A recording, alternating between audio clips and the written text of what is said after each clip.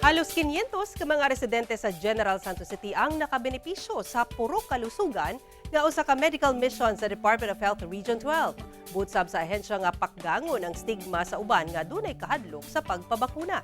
Ang detalye sa report ni Efren Mama.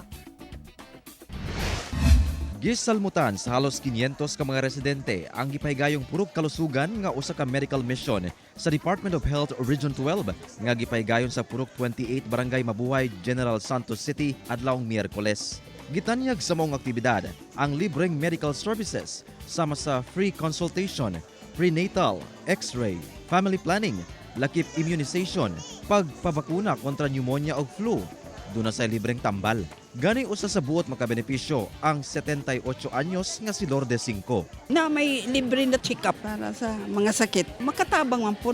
Kani siya is conducted para ma-target gid tong mga underserved communities, para ma-offer gid ang mga services sa katong di na gud makaadto sa health center nato.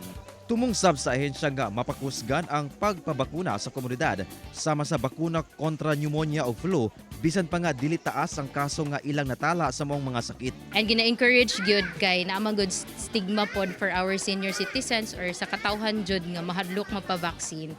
So kami sa ground gapaningkamot gyud mi nga mawala na ang stigma nga maingnan sila nga importante gyud nga magpabaksin to provide herd immunity sa community. Kauban si Gary Balantayo, Bong Vicencio, Efren Mama.